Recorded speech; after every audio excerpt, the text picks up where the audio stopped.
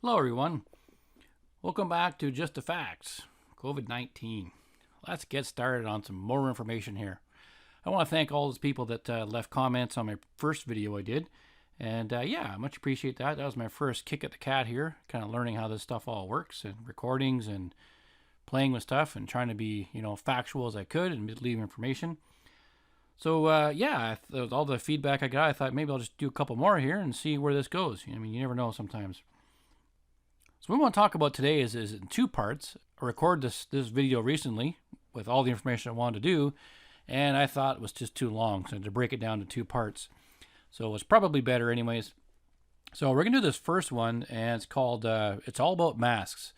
And we're going to unmask some of the stuff about masking and what works, what doesn't work, where we're at. But I felt that before we move on to actually the mask issue, we need to understand a couple of key components first about aerosol transmission of COVID-19, what that means, because there's a lot of confusion about that from people I've talked to here in Canada.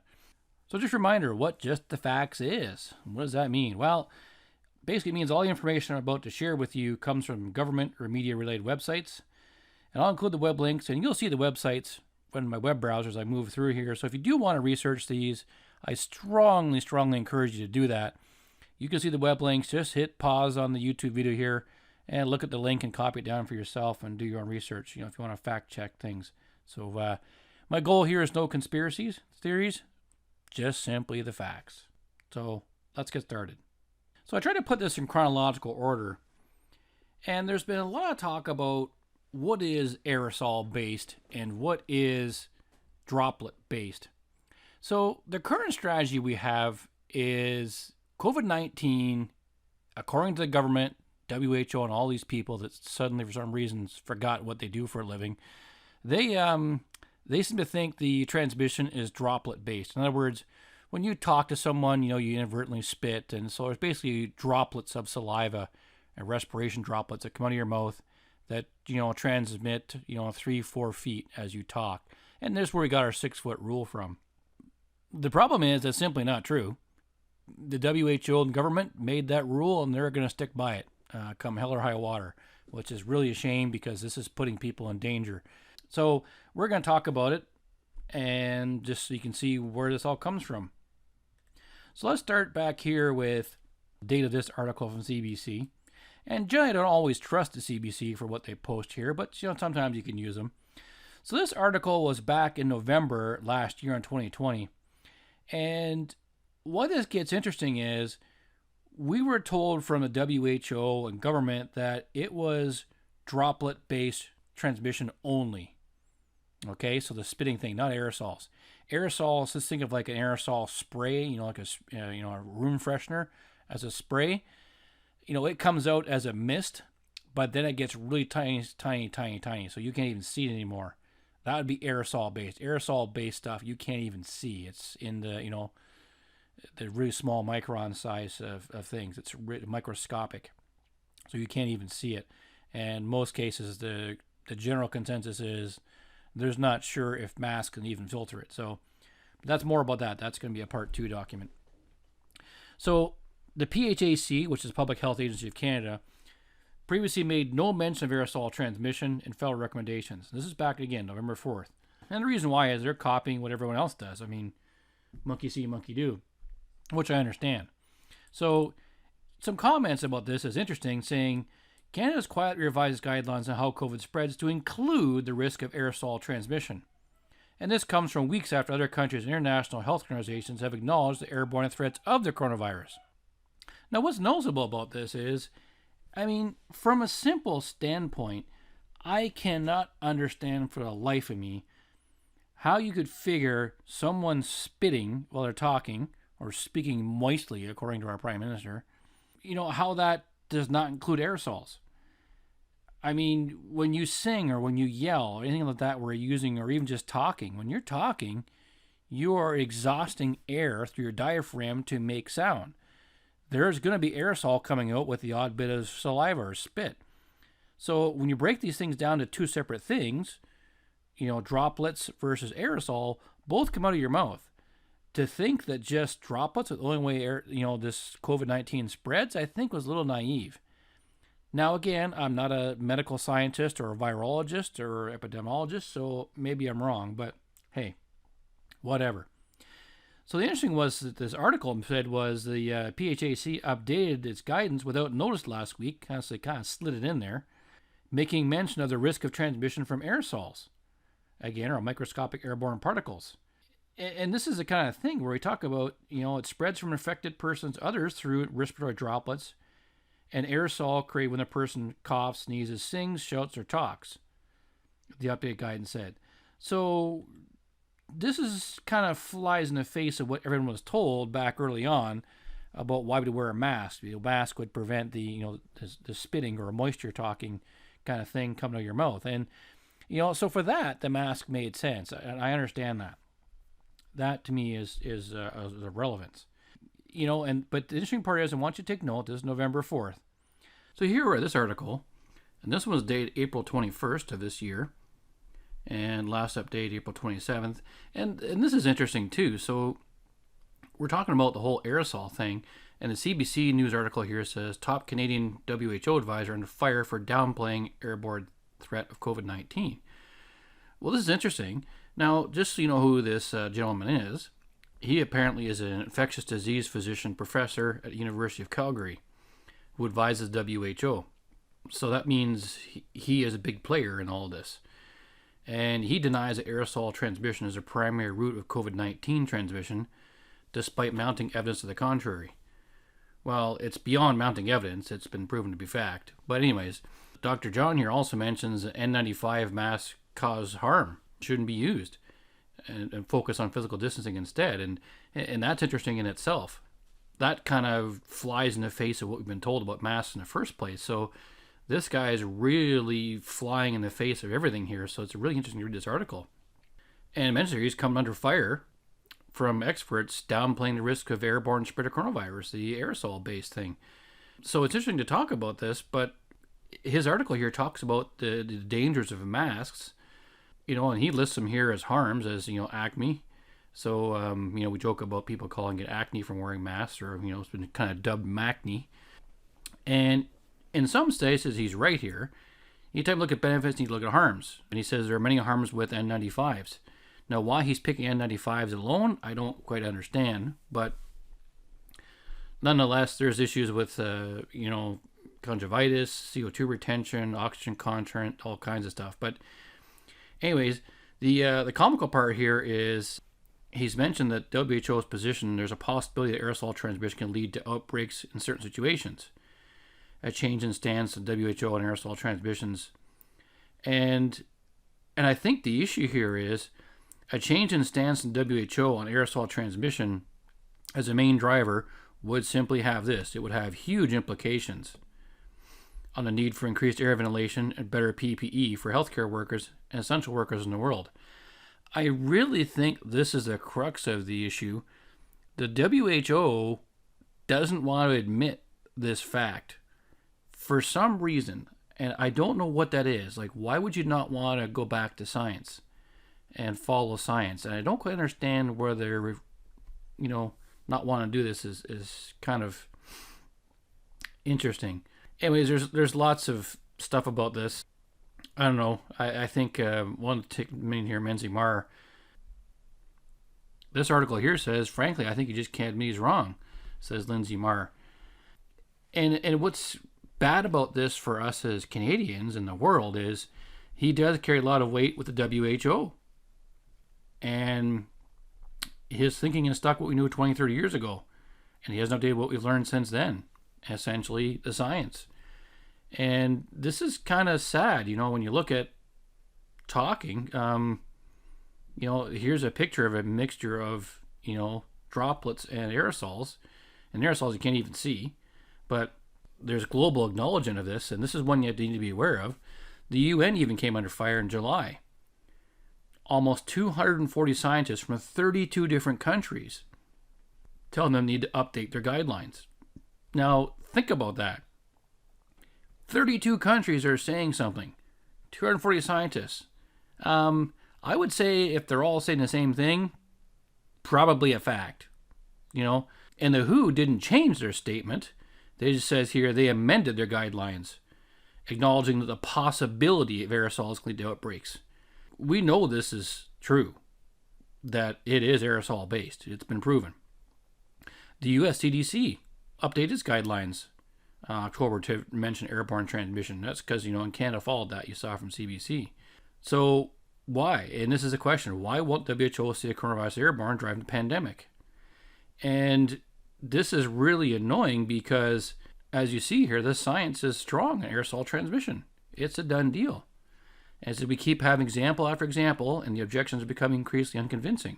In other words, they keep saying why it's not the case, but the more you look at, the more you prove it's not true. So anyways, it's a long story here. And, we'll keep scrolling through here, but here's another one, and this is a big one. But in response to a study that was not yet finished, peer-reviewed group, a group of researchers, including the Canadian epidemiologist, Dr. David Fishman, published a comment in Lancet that called into question its conclusion. And we'll look at that because it's been peer-reviewed now and it's been posted. And it's really, again, it's proof that it's airborne. It is aerosol-based, not droplet-based. And this is a big deal because our people on the front lines, our medical people or people dealing with people with COVID-19, they're not protected. Wearing a mask does nothing to protect you from COVID. So this is where we get into the issue of them saying we need to let people know because we're not giving our frontline workers enough protection against catching this thing. And you know what? It's kind of sad because this keeping their head in the sand about this, not telling people, is causing problems. So here we are, another article from Time Magazine. And it says here, COVID-19 is transmitted through aerosols. We have enough evidence. It's time to act. Now, I'm going to scroll down here so you get the kind of handling on this, what's going on here. This was an article on August 25th, 2020. Now, think about this. Again, remember when you're reading articles, you have to read between the lines a little bit, right? It's almost as much as what they do say as what they don't say. So COVID-19 is transmitted through aerosols. They're not saying primary, not saying secondary, how it's transmitted. They're saying it's transmitted through aerosols, period. We have the evidence. It's time to do something about it. So here we are back in August 25th. People have said this is an issue, but here we go.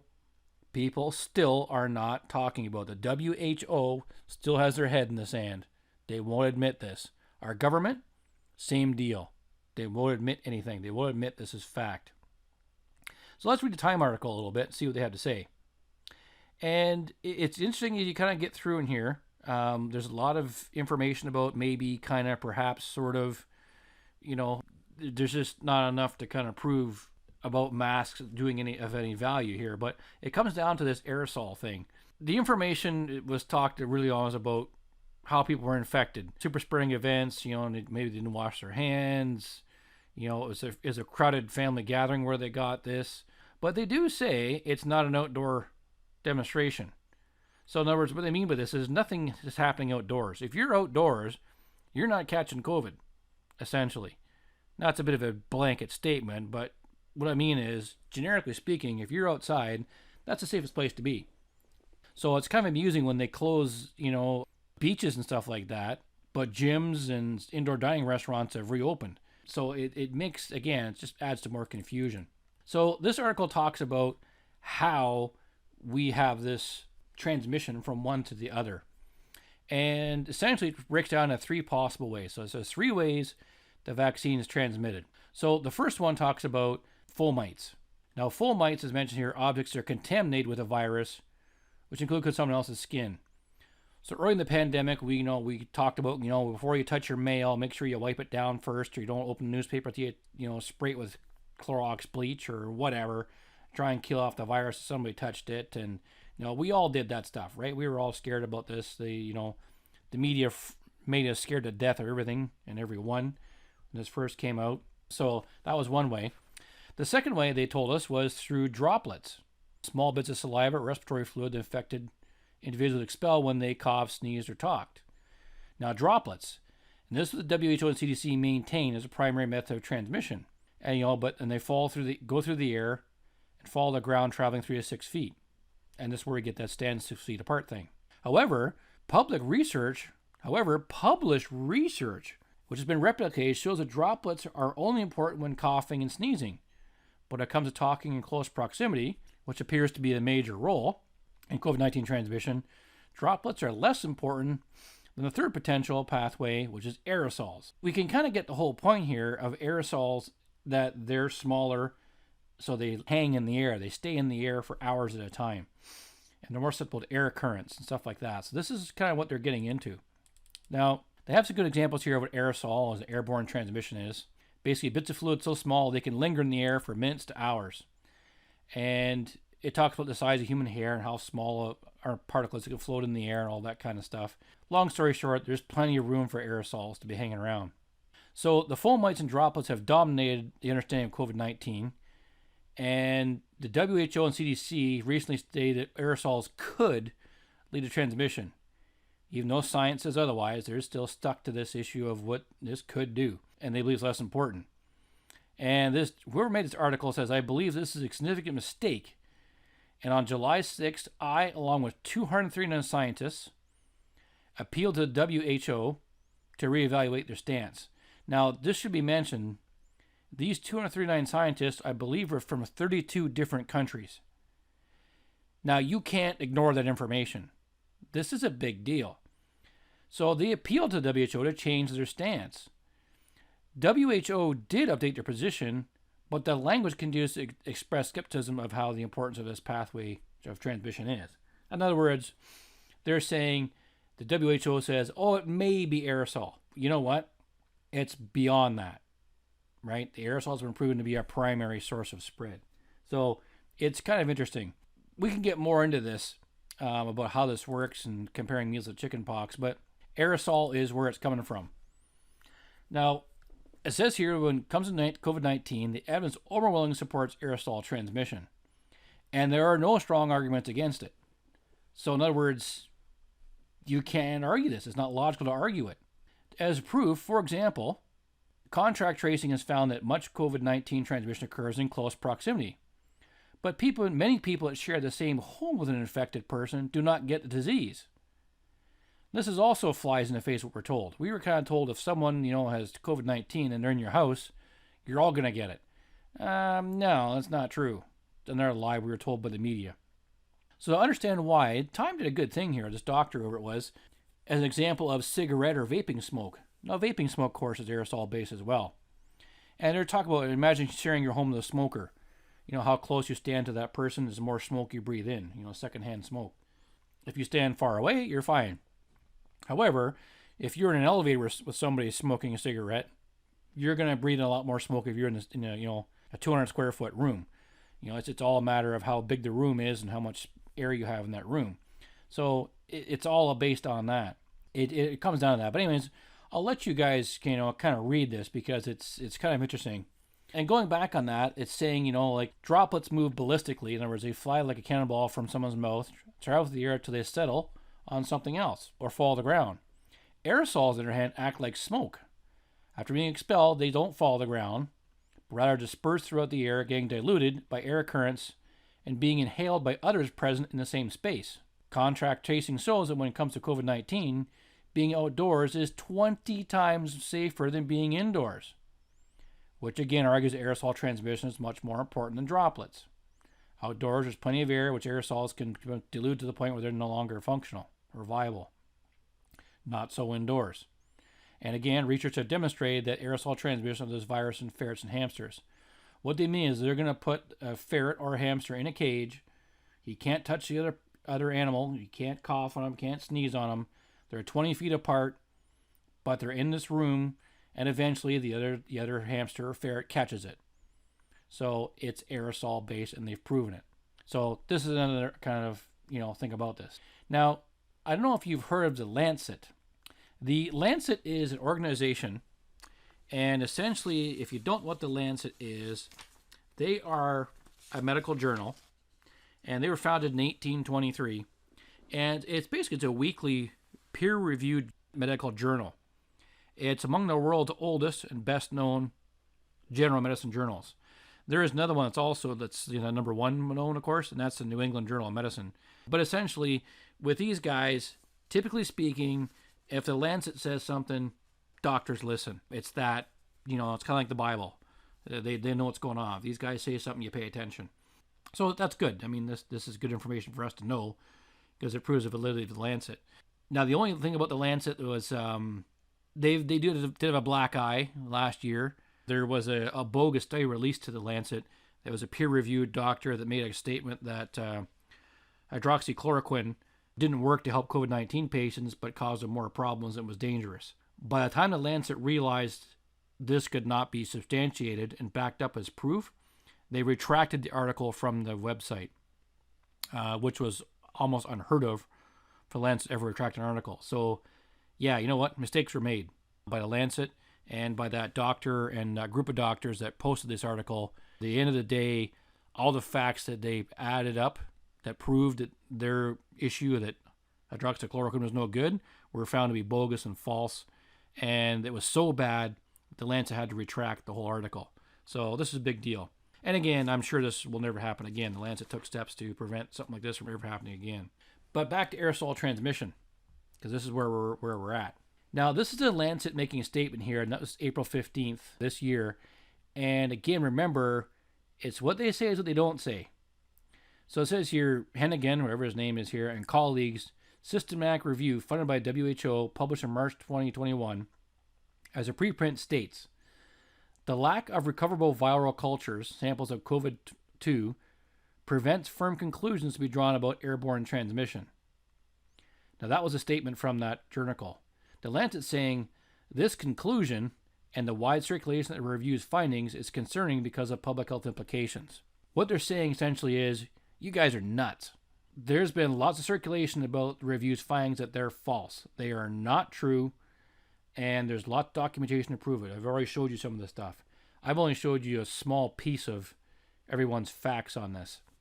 So Lancet goes into documented technical proof showing that it's aerosol based. Once like the Lancet does something like this, you cannot refute this. Like once it's here, it's here.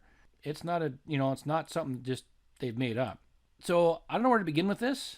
I would say it'd be well worth your time to read this because there's lots in here that needs to be viewed. Now to kind of get into this, there's all kinds of stuff here. And one of the things that the WHO said about, they said, studies have detected that they can't make a viable pathogen. What they mean by that is, for layman's terms, is what they're saying, what the WHO thinks, or is making the assumption, a poor assumption, is that an aerosol particle of COVID-19 can't be, captured in a petri dish and grown into a viable virus. That's what they're trying to say. And the Lancet here is saying very clearly there's mixed findings on this from studies that to seek to detect viable pathogen in the air, therefore insufficient grounds for concluding that the pathogen is not airborne, and the totality of scientific evidence indicates otherwise. Decades of research, blah, blah, blah, blah, it goes on. So they're saying there's 10 streams of evidence collectively support the hypothesis that COVID-2 is transmitted primarily by airborne route. The big thing here, folks, is the word primarily. The Lancet is saying, no, it's not secondary, it's primary. The WHO and government is saying, no, aerosol is a maybe. They still believe in the droplet scenario. And this has huge ramifications for everyone. First responders, medical staff, this is a big deal. So this discussion here talks all about these 10 reasons why the Lancet's done studies and have proven time and time again where this all comes from. So super spreading events. This is where one person has it and a bunch of people are nearby and they all get it. And they talk about this. Choir concerts, cruise ships, stuff like this. And the spread basically saying is they cannot be explained by droplets or fomites. There's too much to prove it's not that. So they're saying a high incidence of such events strongly suggests dominance of aerosol transmission. Second one, long-range transmission has been proven between people in adjacent rooms but never in each other's presence. And this is in quarantine hotels. And this is interesting. So in other words, if I'm in room 206 and you're in room 207, if I'm in 206 and I'm positive, because the two rooms share the same ventilation shaft, you're going to get my COVID through the room, through the air ducts. And they've got proof of that. So, I mean, it goes on and on and on. Fourth, transmission talks about higher indoors and outdoors. And that's the thing about talking about why outdoors is so safe and everyone should be outdoors, not locked inside. Again, indoor ventilation. Facts about, healthcare. I don't already keep going on this. I could go on here for a long, long time. Another kind of a flag here.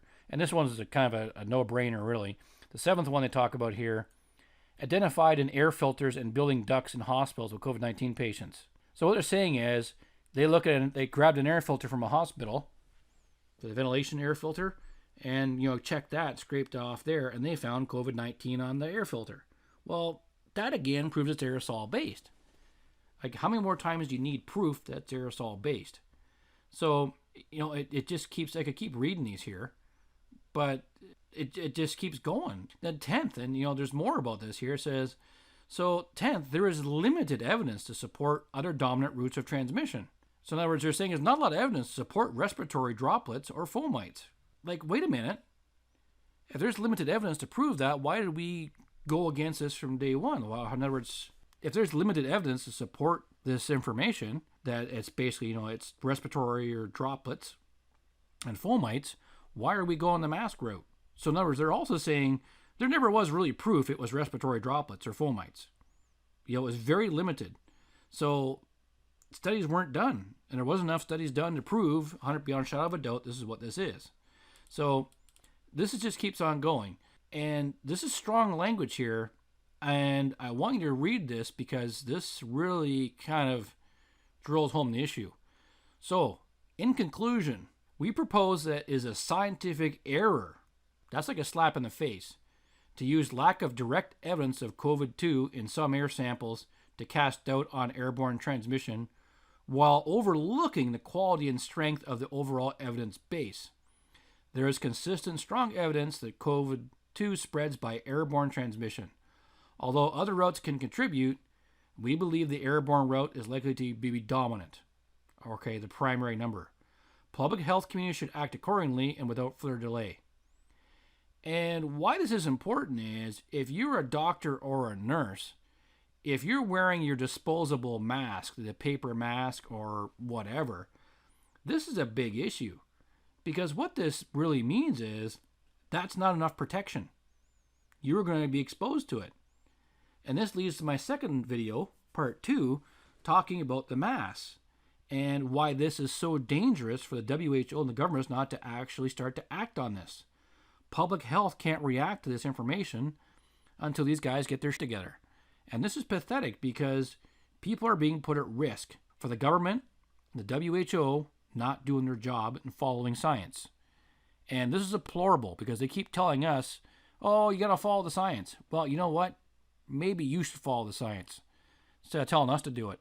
It's really just despicable that our frontline workers and healthcare people are not getting factual information in a timely manner. And folks, this is not new.